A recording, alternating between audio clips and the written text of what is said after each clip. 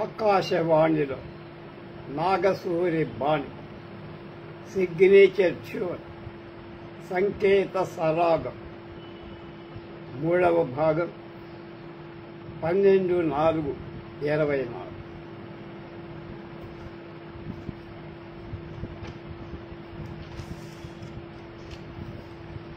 Microphone ముచ్చట్లు చెప్తున్నారు.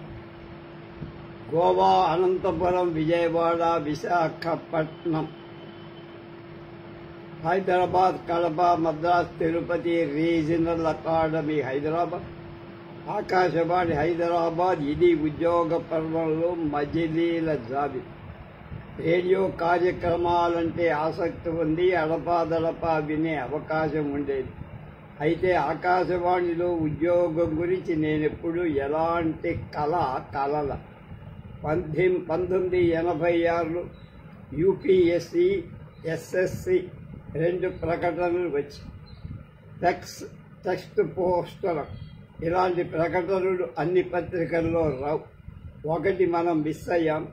SSC ప్రకటన చూసిందే తడవుగా ప్రకటనలో ముఖ్య విషయాలతో పాటు అప్లికేషన్ కాలమ్స్తో సహా పుస్తకంలో రాసుకొని అప్లై చేశాను. ఈ ఆకాశవాణి ప్రయాణంలో కేవలం మైక్రోఫోన్ సంబంధించి నా వాడకం గురించి పరిణామం మీతో చెప్పాలనిపించి 25 ఏళ్ల ముందు ఢిల్లీలో అసోసియేషన్ మీటింగులో ఒక సీనియర్ ఆఫీసర్ మాట్లాడుతూ, ఏ స్థాయిలో అయినా మైక్ వాడటం, టేపు మోయటం నామోషి కాదన్నారు. నేను పూర్తిగా గౌరవించి ఏకీభవించే విషయాలు ఇవే. భాష కానీ ప్రాంతపు గోవా ఆకాశవాణిలో మైక్రోఫోన్ ముట్టుకోవాలి అంటే నా గొంతు రికార్డు కాదు, ప్రసారము కాదు. అయితే మా అనౌన్సర్ మిత్రులు ఎలాగూ వినియోగించేవాళ్ళు గమనించారు. టెక్స్ట్ ఉద్యోగంలో కళాకారుల కన్నా మా సిబ్బందికి ఎక్కువ పరిశీలించే అవకాశం ఉండేది. ఉదాహరణకు లైవ్ స్టూడియోలో ఒకే మైకు ఉండటం వల్ల ఒకే కుర్చీలో 2 కూర్చొని ఉత్తరాల కార్యక్రమం చేయటం నేను చూశాను. శ్రోతలకు ఈ విషయాలు తెలియవు. 1991 ఏప్రిల్లో అనంతపురం వచ్చాక మొదటిసారి రేడియో రికార్డులో నా గొంతు చేరింది. ఇంటి వాతావరణం కారణంగా మనసులో చదువుకునే అలవాటు చిన్నప్పటి నుంచి ఉంది. లెక్చరర్గా చేసిన అనుభవం పక్వతకు రాల. అక్కడ ఇది దోహదపడిందని చెప్పలేను. మొదట మాట్లాడేప్పుడు వాక్యంలో 2-3 కుంట్లు పడే ఒక రకమైన సంభ్రమం. దాంతో అయోమయ లోకంలో ఉండేది గొంతు. క్రమంగా అలవాటు పడి మొదటి 3-4 నెలల్లోనే ఎన్నో రికార్డింగులు చేయాల్సి వచ్చి కనుక ఇంటర్వ్యూ చేయటంలో కాస్త స్థిమితపడ్డా మొదటి ఏడాదిలోనే. అయితే నేటికి స్క్రిప్ట్ చదవడంలో అంత హాయిగా ఇమిడిపోలేదు. కానీ ప్రయోజనకరమైన, ఆసక్తికరమైన అంశం ఎంపిక, తగిన నిపుణుడి ఎంపిక చేసుకున్న అంశం గురించిన రీసెర్చ్ అంటే పూర్వాపరాలు వగైరాలు కాస్త జాగ్రత్తగా శోధించేవా. ఇప్పుడు నెట్, గూగుల్ సెర్చ్ ఇంజన్ వగైరాలు. కానీ గతంలో వ్యవహారం అలా కాదు. దానికి కావాల్సిన సరంజామా పట్టుకోవడంలో నైపుణ్యం సాధించి చేసిన ప్రతి ఉద్యోగానికి ప్రతి ఊళ్ళో లైబ్రరీల నిర్వాహకుల్లో ఎక్కువ మంది నాకు మిత్రులు.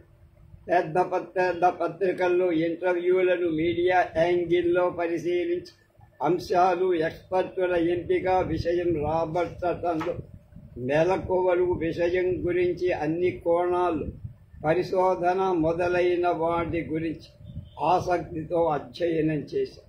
అనంతపురంలో చాలా ఇంటర్వ్యూలు చేశాను. కానీ చర్చా కార్యక్రమాలు నిర్వహించే వీలు పెద్దగా లభించదు. అయితే ఆ లోటు బాగా తీరటం విజయవాడలో కుదిరింది. ప్రోగ్రామ్ జోన్ పెద్దది కనుక వస్తుపరంగా, వ్యక్తుల పరంగా ఎంతో వైవిధ్యం గల పండితులను, మేధావులను, కళాకారులను అంతర్భాగం చేసి విజయవాడ ఆకాశవాణి పనిచేసే కాలంలో ఇంటర్వ్యూలు చర్చలు చేయగలిగారు.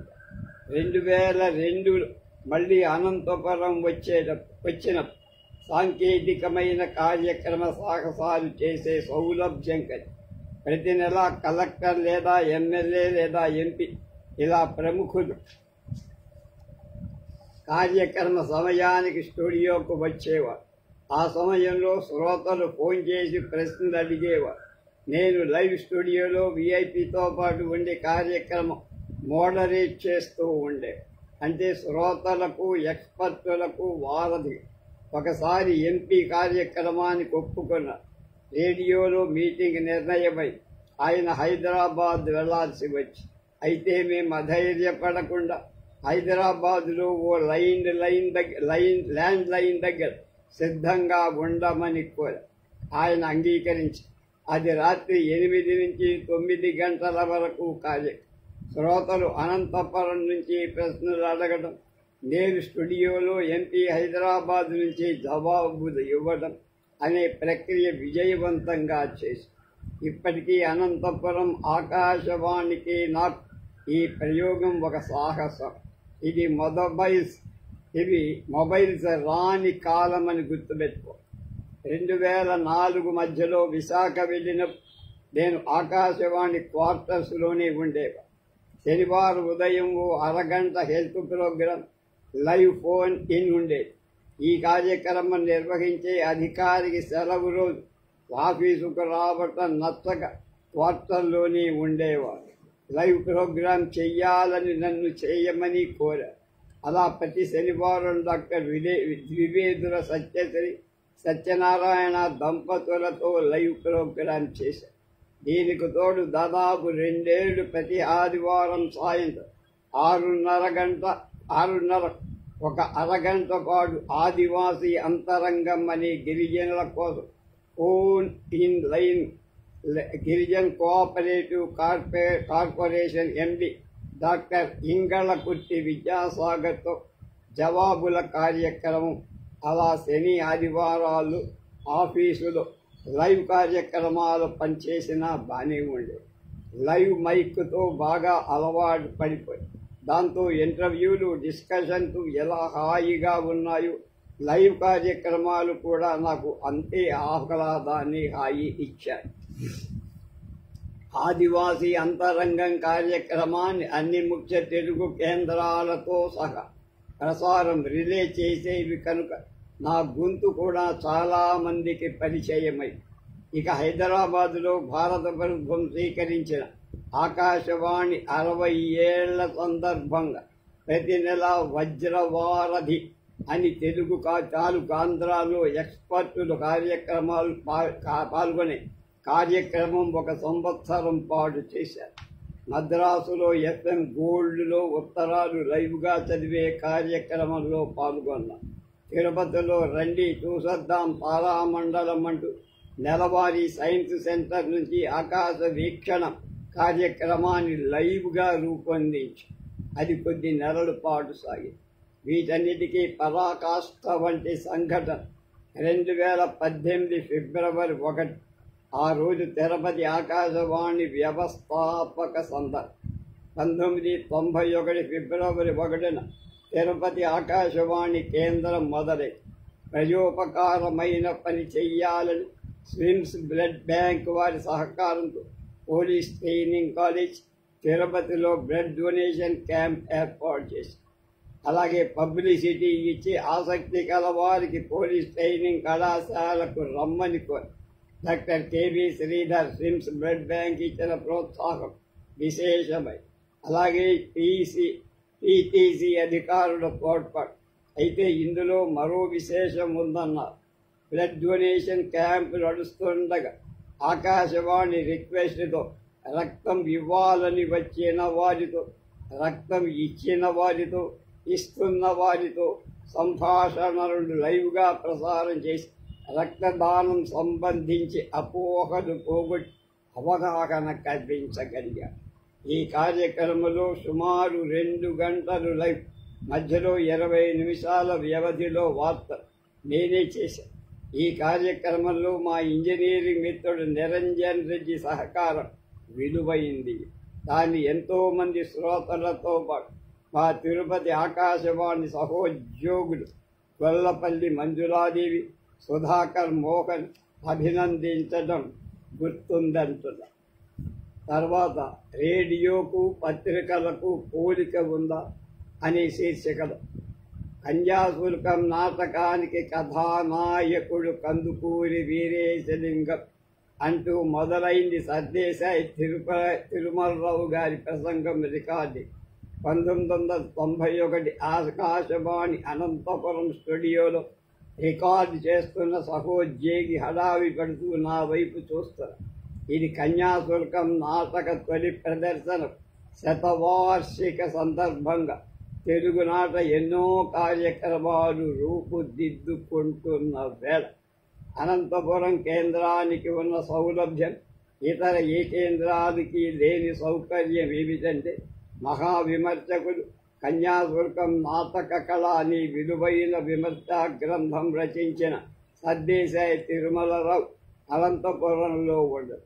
కందుకూరి నడిపిన సంఘ సంస్కరణ కేంద్రికగా నాటకం నడుస్తుంది కనుక ఆయన కన్యాశుల్కం కథానాయకుడు కందుకూరి అని ప్రసంగం ప్రారంభించి తిరుమలరావు తైల పరిశోధనలో ప్రపంచ స్థాయి ఆర్థశాస్త్రవేత్త, అంతేకాక తెలుగులో సాహితీ విమర్శకులలో అగ్రగణ్యుడు. ఈ విషయాల గురించి అవగాహన ఉంది కనుక ఈ కార్యక్రమం ప్రణాళిక చేశారు. ప్రధాన తెలుగు దినపత్రికలు సాహిత్య పేజీలను కన్యాశుల్కంపై వ్యాసాలకు తీసిపోని రకంగా అనంతపురం ఆకాశవాణి చేయించిన ప్రసంగం బహురక్తి కట్టి ప్రసారమయ్యాక పెద్దలు ఎంతోమంది ఈ విషయం పేర్కొంటూ అవినండి. ఇలాంటి ప్రత్యేక సందర్భ ప్రసంగాలు ఆ రోజు ఉదయం ప్రసారమైతే లేదా ముందు రోజు సాయంత్రం ప్రసారమైతే చాలా బాగుంది. ఇంకో సందర్భం, అది జనవరి నెల. కృష్ణదేవరాయ విశ్వవిద్యాలయం ఫిజిక్స్ ప్రొఫెసర్ వేదం రామమూర్తి గారితో గెలీలీ శాస్త్రవేత్త గురించి ప్రసంగం చెయ్యమని కోరు. రికార్డింగ్ అయ్యాక ప్రసారం నిర్ణయించిన తేదీ కాకుండా ఇంకొక రోజు ప్రసారం అయితే బాగుంటుందని సలహా ఇచ్చివేరు. ఆయా తేదీల ప్రాధాన్యత గమనించి ప్రసంగాలను షెడ్యూల్ చేశారు. మరి ఈ సలహా ఎందుకు? ఆ ప్రోగ్రాం రూపొందించిన ఎగ్జిక్యూటివ్ ఆయన నాకు తెలియదా? దినపత్రికలో సంపాదకీయ పుట వంటిది ఆకాశవాణిలో స్పోకెన్ వర్డ్స్ విభాగం. కొందరు ఆకాశవాణి ఉద్యోగి మిత్రుడు దాన్ని సాహిత్య విభాగంగా స్థానిక అనువాదం చేస్తారు. కానీ అది సరికాదు. ప్రసంగాలు, ఇంటర్వ్యూలు, సమీక్షలు, నివేదికలు ఇది ప్రక్రియాపరమైన పరిధి. వస్తుపరంగా ఆకాశవాణి కేంద్రం కార్యక్రమ పరిధిలోకి లోబడి అవసరమైన అన్ని అంశాలు అందులో ఉండాలి.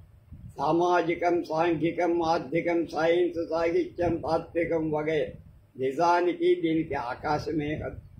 ప్రసంగాలు, పరిచయాలకు పావుగంట, పెద్ద నాటకాలు గంట, అలా ఉంటుంది ఆకాశవాణిలో వ్యవధిపరమైన విభజన.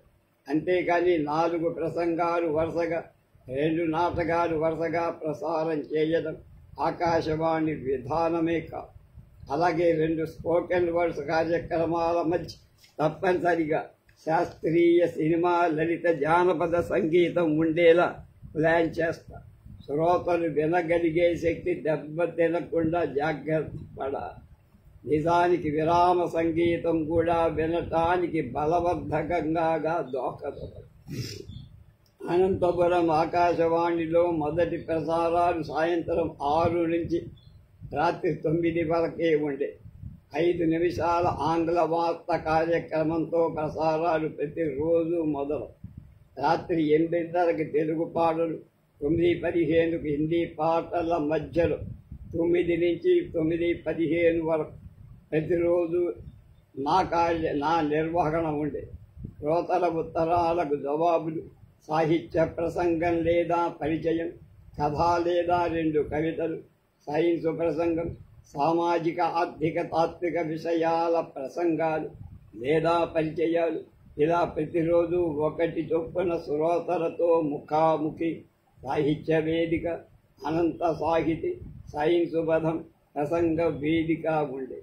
1993 మధ్య నుంచి నా కార్యక్రమం రాత్రి 8:45 నుంచి 9కి ఇంగ్లీషు వార్తల రిలే కారణంగా అలా అవ్వడంలో ఉద్దేశం ఏమిటంటే శ్రోతలు వారం సమయం గుర్తుపెట్టుకొని తమకు ఆసక్తి ఉండే ఆ కార్యక్రమాలు వింటారని. సైన్స్ వినాలని ప్రయత్నించిన వాళ్ళకి సాహిత్యం ఎదురైతే నిరాశ కావు. మరి జయంతులు, వర్ధంతులు మనం కోరిన వారాల్లో రావుగా. ఇది సహజ సిద్ధంగా ప్రణాళిక పరంగా ఉండే కాలపరి. సంప్రదాయం పాటిస్తూ అంతరార్థం గమనించకపోతే అడిగిన శ్రోతలకు అసలు కారణం వివరించదు. 3 నెలల ముందే ఆలోచించి ప్రణాళిక చేస్తామని కళాకారులకు తెలియదు. దయానంద సరస్వతి, బళ్ళారి రాఘవ, న్యూటన్, శంకరంబాడి ఇలా తగిన అంశం ఎంపిక చేసి యోగ్యులైన కళాకారులను ఆహ్వానం పంపారు. వాడు పరిశోధన చేసి ఆసక్తికరమైన శైలి ప్రసంగ ప్రతిని సిద్ధం చేసి రికార్డింగ్కు వస్తారు. వారు చాలా శ్రమించారు కనుక ఆ తేదీనే ప్రసారమైతే బాగుంటుందని భావిస్తారు. అది అసలు సమస్య. మరి ఇలాంటి సమస్యను ఎలా అధిగమించాలి? వస్తుపరమైన విభజన వదిలి వేదిక వంటి జనరల్ శీర్షిక ఉంచి తగిన అంశం వాళ్ళకి ఇవ్వాలి. అయితే వారు సమయం గుర్తుపెట్టుకొని వినేవాళ్ళకి ఇబ్బంది అవుతుంది. అందువల్ల సలహా ఇచ్చిన ప్రతి కళాకారుడికి ఎంత వివరణ వినిపించే సమయం అటుకాని, ఇటు వినే స్థాయిలో ఓపిక అటుకాని సాధారణంగా ఉండవు. అందువల్ల ఈ 2 రకాల ఆలోచనలు సజీవంగా 5-6 శతాబ్దాలుగా జరుగుతూనే ఉన్నాయి, సాగుతూనే ఉన్నాయి. తొలి దశలో ఈటీవీ ప్రోగ్రామ్ స్ట్రక్చర్ను ఆకాశవాణి నుంచి పూర్తిగా తీసుకొని సాగి న్యూస్ ఛానళ్లు రాకముందు ప్రతి గంటకు 5 నిమిషాల వార్తలను ఈటీవీ ప్రయోగం చేసి అది మరాఠీ వంటి భాషల్లో విజయవంతమైన తెలుగులో మార్కెట్ పరంగా నడవల. పత్రికలకు 6 నెలలకోసారి సర్క్యులేషన్ అగ్ని పరీక్ష ఉంటుంది. కానీ ఛానళ్లకు ప్రతి గురువారం శీల పరీక్ష తప్పదు. అందువల్ల టీవీ ఛానళ్లు వెంపర్లాట వేర్వేరుగా ఉంటాయి. ఒక్క రాజకీయ ప్రయోజనాలు మించి ఇతర విధానాలు ప్రత్యర్థి టీవీ ఛానల్ రంగంలో నిర్దేశిస్తుంది. ఇలా పత్రికలు, రేడియో, టీవీ ఛానళ్లను పోల్చి విశ్లేషించుకుంటే ఆయా సంస్థల ప్రోగ్రామ్ స్ట్రాటజీస్ ఏమిటో బోధపడతాయి. దానిలో మన పాచిక మరింత మెలకుగా. అందువల్లనే నేను నిర్వహించిన అన్ని రకాల కార్యక్రమాలు ప్రతి చోట అటెన్షన్ మాత్రమే కాదు, ఆదరణ కూడా పొందాయని జబ్బతరిచి ఆనందంగా చెబుతున్నారు నాగేశ్వర. ఉత్సవాల వెల్లువగా ఉద్యోగ పదం, సిగ్నేచర్ టూల్ లేదే ఏం చెయ్యాలి, ఎలా చెయ్యాలి అని హడావిడి పడుతూ దాదాపు పరిగెత్తొచ్చారు అనౌన్సర్ గోపి. అంటే ఆకాశవాణి కడపలో చాలా కాలం శ్రోతలను మంత్రముగ్ధులు చేసిన మాధుర్యపు గళం. అనంతపురం ఆకాశవాణి ప్రారంభానికి అనౌన్సర్లకు శిక్షణ ఇవ్వటానికి ఆయన కడప నుంచి 1,000 రోజులు ముందే వచ్చి ఆ రోజు 1991 మే 29, మొదట మే 22 దేశంలో అనంతపురంతో సహా 5 ఆకాశవాణి కేంద్రాలు ఒకే రోజు ప్రారంభం కావాలి. అయితే అప్పటి ప్రధాని రాజీవ్ గాంధీ ఆకస్మికంగా కనుమూయడంతో వాయిదా పడి దగ్గరలో ఉన్న ఆకాశవాణి కడప ఎంత వేగంగా కారులో వచ్చినా 3 గంటల పై దూరం. అప్పటికి చాలా ఈమెయిల్స్ వగైరా ప్రచారంలో లేవు.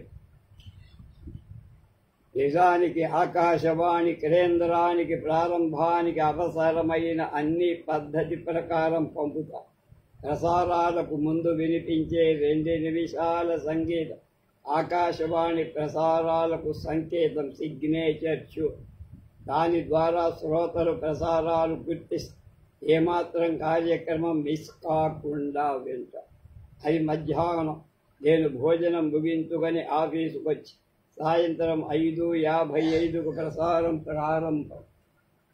ఈ సిగ్నేచర్ ట్యూన్ 5:53కు వినిపించి లాంఛనంగా అనంతపురం ఆకాశవాణి ప్రసారాలకు శ్రీకారం చుట్టారు. అందువల్లనే గోపి హడావుడి పడ్డా. సిగ్నేచర్ ట్యూన్ గురించి అంతవరకు ఎవరికి గుర్తుకు రాల. పద్మనాభరావు డైరెక్టర్, నేను ప్రోగ్రామ్ ఎగ్జిక్యూటివ్. మిగతా పెక్సులు ఎవరు జాయిన్ కాదు. గోవాలో పనిచేసే కాలంలో తెల్లవారుధాము తెలుగు విదేశీ ప్రసారాలు, రాత్రిపూట నేషనల్ ఛానల్ ప్రసారాలు వినటం హాబీ. విదేశీ ప్రసారాలంటే భారతీయ సంతతి వారి కోసం వేర్వేరు దేశాల్లో ఉండేవాళ్ళ వారి వారి భాషల్లో అరగంటో గంటో ఈ ప్రత్యేక కార్య ప్రసారాలు ఉంటాయి. అందువల్ల ఆయా దేశాల భౌగోళిక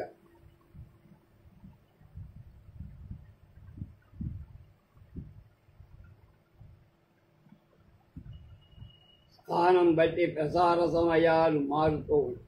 కనుక 24 గంటలు ఏదో భాషలో ఏదో మీటర్ల మీద ఆకాశవాణి ప్రసారం జరుగుతూనే ఉంది.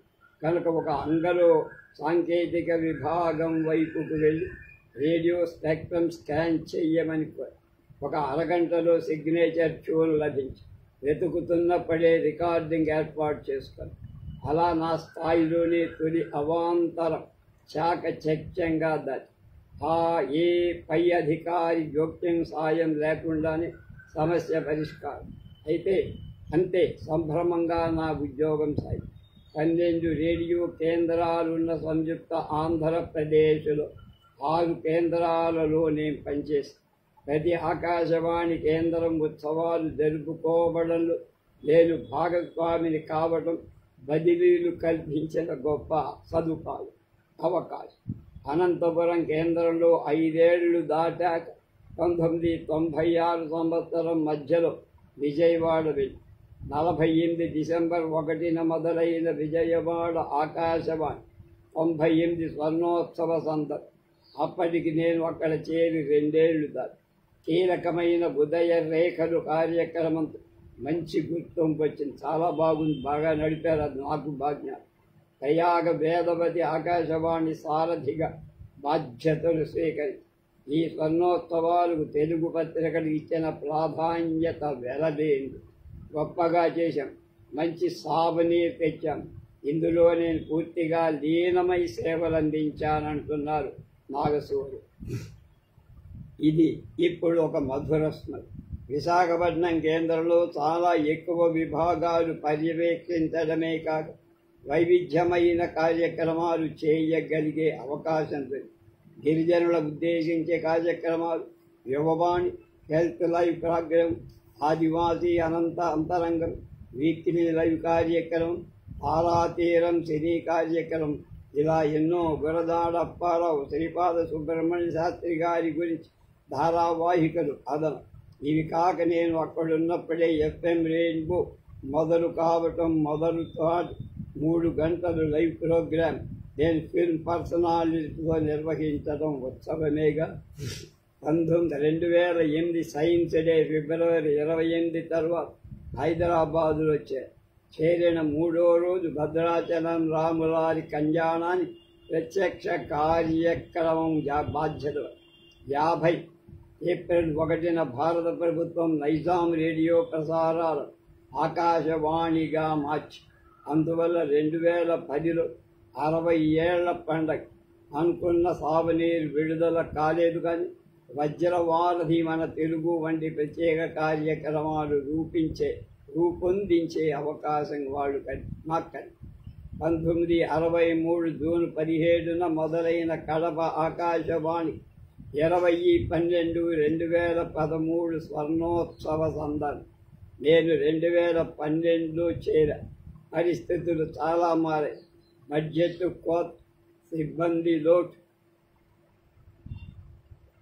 కటకట, ఖర్చు లేకుండా ప్రోగ్రామ్ హెడ్గా చాలా మార్పులు చేసి ఈ ప్రాంతం ఈ వారం విరిజల్లు, అన్నమయ్య పదగోపురం, బ్రహ్మంగారి తత్వప్రభ వంటి కార్యక్రమాలు చేసి తృప్తిపడ్డారు. 1938 జూన్ 16 మద్రాసులో తొలి తెలుగు ప్రసారాలు మొదలయ్యాయి. అదే తేదీ ఆచంట జానకిరాం జన్మదినం కావడం. 2013 మే నెలలో మద్రాసులో చేరిన వేళ ఆ కేంద్రం 75 సంవత్సరాల అమృతోత్సవాలు చివరి స్థాయిలో. ఆ కార్యక్రమాల్లో పాల్గొనడం కూడా నా భాగ్యం. తిరుపతి స్టేషన్ డైరెక్టర్గా 2016 నుంచి 18 దాకా ఇండియన్ సైన్స్ కాంగ్రెస్ వంటి ఎన్నో సందర్భాలు పామర పరంపరగా వచ్చి తిరుపతి కేంద్రం విశేషం ఏమిటంటే ఆ కేంద్రం ప్రారంభమైన తేదీ నా బర్త్డే ఫిబ్రవరి 1 కాబట్టి నెల్లూరు ఆకాశవాణి కేంద్రం భూమి పూజ కూడా నేను తిరుపతి నుంచి వెళ్ళాల్సి. అనంతరం కడప జయంతరాల్లో మద్రాసు తెలుగు ప్రసారాలు చాలా ప్రయోజనకరమైన మార్పులు చేసిన తృప్తి ఉద్యోగంగా కాక ఉద్యమంగా చేరారు అని మిత్రుడు రావినూతల కిరణ్ బాబు ఈ వ్యాసాలకు ఫేస్బుక్లో స్పందించారు. వార్తాపత్రికలు, టీవీ ఛానళ్లు, రేడియో మాధ్యమానికి సాధ్యం కాని ఫీడ్బ్యాక్ సోషల్ మీడియాలో వీరయ్యాయి.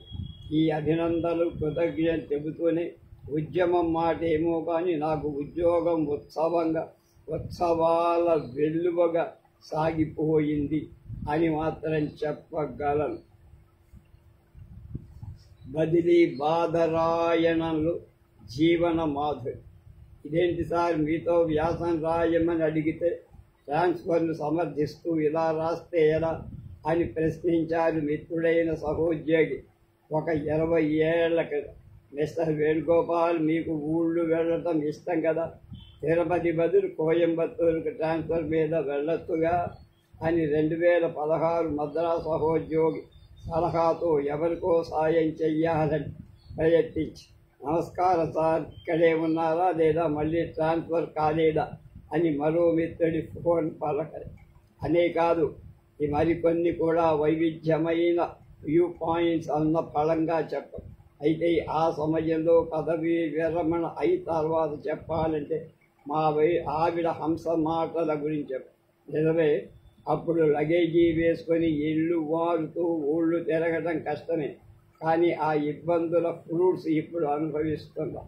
ఏ తెలుగు ప్రాంతం వెళ్ళినా ఆ ప్రాంత భాష, వంటలు, పంటలు, స్థలాలు, స్వభావాలు ఎంతో కొంత బోధపడ్డాయి. ఏ ఊరు వెళ్ళినా తెలిసిన వాళ్ళు కనపడ్డారు. ఎంతో హాయిగా ఉంది అని ఆవిడ ఇప్పుడు బంధుమిత్రులకు చెబుతూ ఉంటారు. పుస్తక జ్ఞానం కన్నా ప్రత్యక్ష జ్ఞానం వెన్న కదా.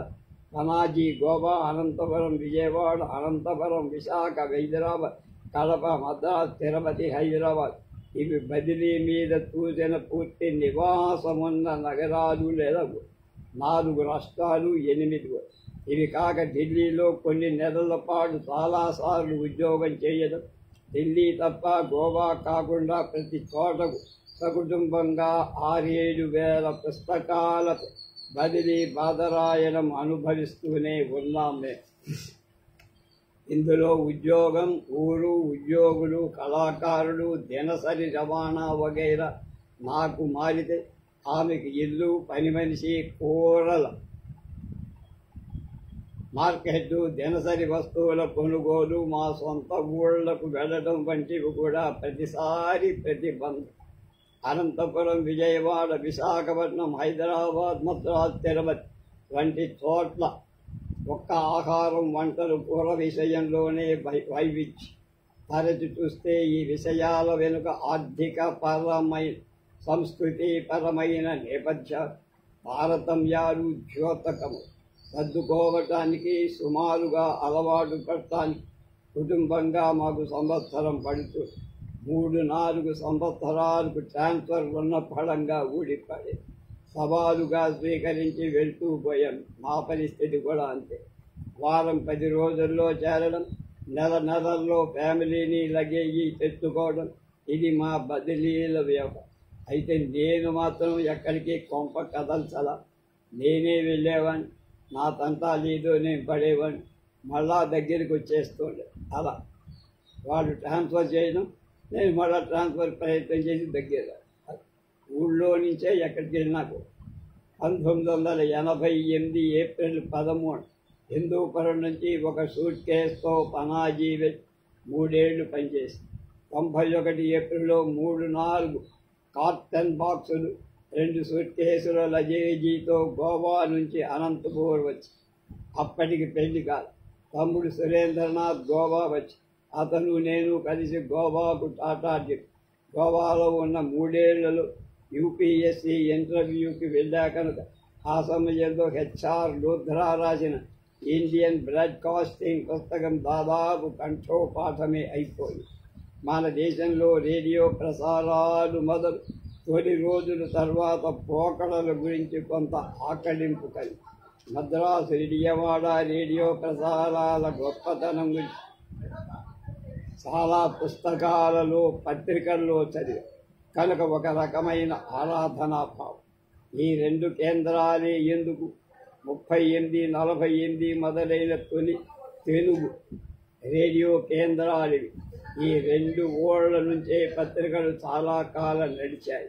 హైదరాబాద్కు అవి బదిలీ కాకము ఈ 2 కేంద్రాలలో పనిచేసిన ఉద్దండులైన రచయితలు కవులు రాసిన గ్రంథాలు నాకు ఎక్కువ కనపడి ఉండవచ్చు కూడా.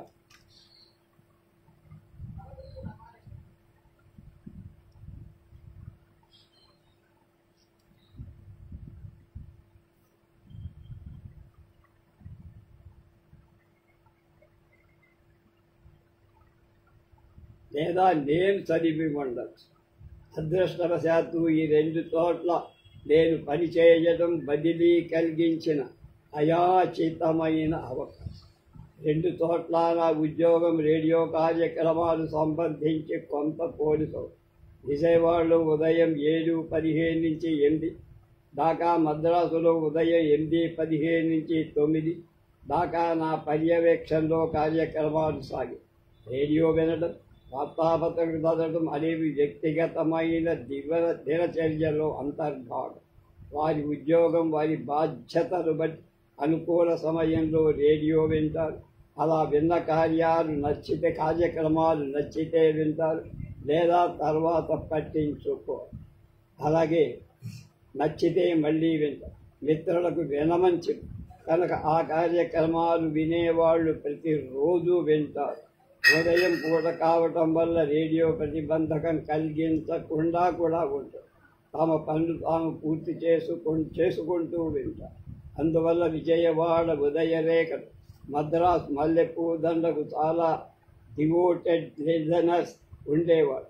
దీని మరో కారణం విజయవాడ 1996-2002 కాలాన్ని న్యూస్ టెలివిజన్ తెలుగులో మొదలు కాకపోవటం కాగా, మద్రాసులో మరే ఇతరంగా తెలుగువారి భాగస్వామ్యంతో నడిచే వినోద సదుపాయం అక్కడ లేకపోవడం ఫలితంగా నేటికి విజయవాడ మద్రాసు కేంద్రాల ఆకాశవాణి శ్రోతలు ఎంతో ఇష్టంగానే మా కార్యక్రమాలు గుర్తు పెట్టుకొని సందర్భం వచ్చినప్పుడల్లా ప్రస్తావిస్తూ అలా అని మిగతా కేంద్రాల సంగతి తక్కువ కాదు లోయ్, వాటిని ముందు చెప్పుకుందా.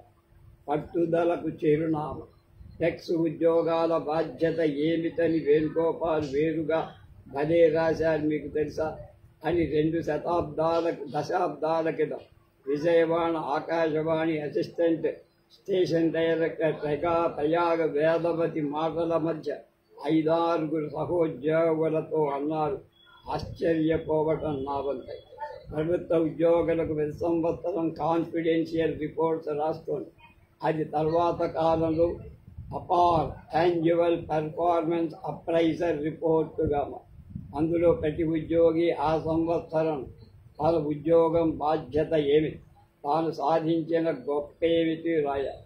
పిమ్మట పై అధికారుల పరిశీలనాత్మక సమీక్షంతో ఆ ప్రక్రియ అయిపోయింది. ఆకాశవాణి ఎందుకు మొదలైంది, ఎటువంటి చారిత్రక కార్యాలు సాధించిందనే అవగాహన నాకు. ఆకాశవాణి మాన్యువల్ అని బోలెడు విషయాలు వివరించే విధంగా వాల్యూమ్స్ ప్రతి రేడియో కేంద్రంలో ఉంటాయి. వాటిని అప్పుడప్పుడు తిరగేసిన పరిచయం కూడా నాకు. ఆకాశవాణి కార్యక్రమం ప్రాంత పరిధి ప్రోగ్రాం జోన్లోని ప్రజల ఆర్థిక స్థితిగతులు, వ్యవసాయ ఉపాధులు, చారిత్రక నేపథ్యం, కళా నైపుణ్యాలు, భాషా సంస్కృతులు, ఘన విజయాలు, సమస్యలు, సవాళ్లు గురించి తప్పనిసరిగా లోతైన అవగాహన కలిగి వీటికి తగిన బాణిలు ఆశావహ దృష్టితో చైతన్యవంతంగా కార్యక్రమాలు రూపొందించి కనుక ఒక స్టేషన్లో పాటించిన వ్యూహం మరొక చోట పనిచేయాలి. కనుక ఎక్కడి అధ్యయనం అక్కడ అవసరం. అదేవిధంగా సైద్ధాంతికంగా కూడా అవి బాగానే ఉన్న అవసరాల రీత్యా సమస్యలు ఎన్నుక తగిన రేడియో ప్రక్రియ నిర్ణయించు కార్యక్రమం చేయాలి. పరిశోధన, script, field recording, studio recording, కళాకారుల ఎంపిక, ఇతర దినుసుల మేళవింపు అనేవి తర్వాత దశలో జరిగే కదా. ఇదంతా కూడా ఉన్న మానవ ఆర్థిక వనరులతోనే రూపొందించుకొని విజయం సాధించాలి. ఇక్కడే మొదలవుతుంది అసలు కథ. సహోద్యోగులను ఎంపిక చేసుకునే వెసులుబాటు దాదాపు ఉండదు. సిబ్బంది అసలే లేని కాలంలో దాని గురించి ఆలోచించడంలో అర్థం కూడా. కానీ పడుగు పేకల్లా పనిచేసే సందర్భం, అలా కలిసిపోయే వ్యక్తులుండే కార్యాలయం అపురూపంగా తారసం. ఉద్యోగ జీవితంలో అలాంటి సహోద్యోగులు పెద్ద సంఖ్యలో లభించే అవకాశం ఉండదు. రేడియో వంటి చోట సృజనాత్మక ప్రయత్నాలు, నూతన ప్రయోగాలు కనుక అవి ప్రత్యేక సందర్భం. ఆసక్తి, ప్రతిభ, ఉద్యోగ స్థాయి, ఓపిక ఒక్కోసారి ఒద్దికగా కుదిరిన ఈర్ష్యాసూయలతో ఆ భాగస్వామ్యం ఎక్కువ కాలం సాగకపో. గోవా, ఢిల్లీ ఉద్యోగ సందర్భాల్లో పరిహరిస్తే మిగిలిన 10 చోట్ల నేను ఎంతో మందితో కలిసి పనిచేసి కొందరితో 2 కేంద్రాలతో కలిసి ఉద్యోగం చేసిన సందర్భాలు. ఇంజనీరింగ్, అడ్మినిస్ట్రేషన్ విభాగాలు మినహాయించి కేవలం కార్యక్రమ నిర్వహణ, నిర్మాణ సంబంధించిన మాత్రం లెక్కించిన ఎంతోమంది ట్రెక్సులు, అనౌన్సర్లతో కలిసి కార్యక్రమాలు రూపొందించి ఈ 3 దశాబ్దాల 10 మజిలీ గుర్తుంచుకోదగ్గ వ్యక్తుల్లో ముఖ్యులు గొల్లపల్లి మంజులాదేవి. ఇంకా 5 సంవత్సరాలు సర్వీస్ ఉండగా 2020 డిసెంబర్ 6న తిరుపతిలో క్యాన్సర్తో చనిపోయారు. అనంతపురం జిల్లాకు చెందిన గొల్లపల్లి 1994లో కడప ఆకాశవాణిలో అనౌన్సర్గా నాటకం ఆవిడకు అభిమానం. కడప ఉద్యోగంలో చేరకముందు అనంతపురం ఆకాశవాణిలో ఒకసారి వచ్చి నన్ను కలిశారని ఆ మధ్య నాకు తనిచింది. అయితే ఆ విషయం ఇప్పటికీ నాకు గుర్తులేదు. 2012, 13, 17, 18 కాలంలో కలిపి సుమారు 2 సంవత్సరాలకు తక్కువ మాత్రమే నేను మంజులాదేవితో కడప, తిరుపతి కేంద్రాల్లో కానీ చాలా విజయవంతమైన ప్రోగ్రాం ఆమె సహాయంతో నేను రూపొందించగలను. అందమయ్య పదగోపురం, అమరావతి కథలు, వెన్నేటి పాట వంటివి కడప కేంద్రంలో, చిత్తూరు జిల్లా జీవన చిత్రం, కే సభా కథలు కూడా నేను చదివా. దీనిలో మా తెలుగు తల్లికి మల్లె పూదండ, తిరుపతి కేంద్రం, ఇవన్నీ కొన్ని వారాల పాటు సాగిన ధారావాహిక. ఇవి కాకుండా సందర్భాన్ని బట్టి ఏ పూటకా పూట రూపొందించిన కార్యక్రమాలు ఎన్నో. వీటికి మించి తిరుపతి కేంద్రంలో శ్రోతల ఉత్తరాలు ప్రతి వారం సమర్పించేవారు. కొందరు శ్రోతలు ఎన్నో విషయాలు ఆకాశవాణితో తమ అనుబంధం గురించి వివరంగా పంచుకొనేలా కొంతకాలం నిలుగుటద్దం అనే కార్యక్రమాలు వివరణాత్మకంగా ఉత్తరాలు లేదా ప్రసంగా వ్యాసాలను మంజులాదేవి చదివే. అవసరమైన చోట నా జవాబు ఉండే. కడప ఆకాశవాణి 2013లో ప్రారంభం కావచ్చు. ఒకసారి లైబ్రరీకి వెళ్ళాం. కడప 1963 మొదలైన రేడియో కేంద్రం. ఇప్పుడు వ్యవస్థలు దెబ్బతిని ఉండొచ్చు, కానీ తొలి దశల్లో అవి పటిష్టంగా ఉన్నాయి. కనుక లైబ్రరీలో దుమ్ము పట్టిన మంచి పుస్తకాలు ప్రతి చోట దొరుకుతాయి. అయితే మనం వాటిని ఉపయోగించుకోవటంలోనే ఉంది. సాహసించి బుక్ లైబ్రరీలో గాలించి ఒక అరజను పుస్తకాలతో కిందికి కడపలో లైబ్రరీ తొలి అంతస్తులో ఉంది. రికార్డులు టేపులు ఉండే సౌండ్ లైబ్రరీ వేరు. సాధారణంగా సౌండ్ లైబ్రరీ గ్రౌండ్ ఫ్లోర్లో స్టూడియోకు దగ్గరలో ఉంది. వెతికి తెచ్చిన పుస్తకాల్లో 2 మమ్మల్ని కార్యక్రమాల వైపు కొలిగొల్పాయి. ఒకటి సత్యం శంకరమంచి అమరావతి కథలు కాగా, రెండవది ఆద్యంతాలు మధ్య రాధ అనే బుచ్చిబాబులు. అమరావతి కథలు రేడియోలో ప్రసారమయ్యి దూరదర్శన్ హిందీ వర్షన్ దేశమంతా ప్రసారమయ్యాయి. ఇవి తొలుత ఆంధ్రజ్యోతి వారపత్రికలో రాసిన కాలం రచన. గొప్పగా మానవత్వాన్ని చిలకరించే కథలు. ఈ కడప కేంద్రంలో అప్పటికి బడ్జెట్ సమస్య ఉంది కనుక తరుణోపాయంగా నెలలోపే మంజులాదేవితో ఈ కథలతో ధారావాహిక ప్రారంభించారు. ఎంతో ప్రేమతో బాగా రూపొందించారని. ఈ కార్యక్రమం ఉన్నంతకాలం మంజులాదేవి చదివిన అమరావతి కథలుంటాయి. ఆమె ఆ స్థాయిలో చదివారు. ఎన్నేటి పాట గానాన్ని కట్టా నరసింహులు రాసిన వ్యాఖ్యానాన్ని మంజులాదేవి చక్కగా చదివారు. కట్టా నరసింహులు గారు బుయ్యూరు సరసభాటికి కూడా ఆహ్వానించి ఆయనతో మాట్లాడాను చాలాసార్లు. కానీ అకస్మాత్తుగా చనిపోయారు ఆరోగ్యంతో.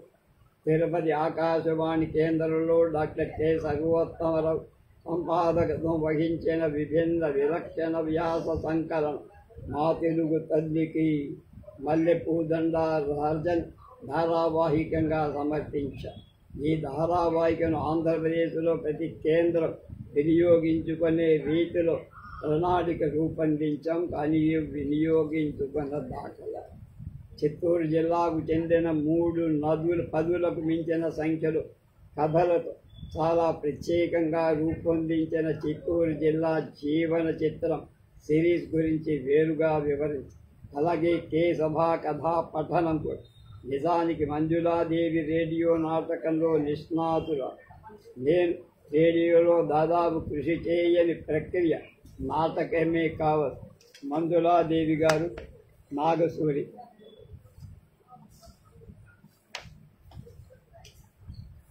ఈ రకం రచన నాటిక కాదు, కథ కాదు, కాస్తంత అది కాస్తంత ఇది కలిపి ఉన్న రేడియో రూపకం. మొదటి 11 ఘట్టాలు ఆల్ ఇండియా రేడియో మద్రాస్ కేంద్రం నుంచి ప్రసారమై కాస్త కాలక్షేమం కాస్త విలువ కనిపిస్తాయేమోనన్న ఆశతో పుస్తక రూపంలో వెలువడ్డాయని రచయిత బుజ్జిబాబు ఆద్యంతాలు మధ్య రాధ అంటూ పుట్టుపూర్వోత్తరాల గురించి రచయిత క్లుప్తంగా రాశారు. ఈ పుస్తకాన్ని 1955లో మొదటిసారి, 71లో రెండోసారి ఎమస్కో వాడు ప్రచురించారు. దీన్ని మళ్లీ కార్యక్రమంగా పునఃసృజన చేద్దామని ప్రణాళిక వేశాం. కడపలో చెయ్యాల కారణం నా బదిలీ. మళ్ళీ తిరుపతిలో కూడా మంజులాదేవి బదిలీ మీద వచ్చాక చేద్దామని అనుకునేలోపు నేను భాగ్యనగరానికి బదిలీ. అయినా ఆలోచన ప్రణాళిక చెప్పండి నేను చేస్తాను అంటూనే ఉన్నారు. కానీ అంతలోనే ఆవిడ ఈ లోకం నుంచి మనకు విషాదాన్ని అంతర్ధానమై రేపు వాణి ప్రయాణంలో పత్రిక పదనిస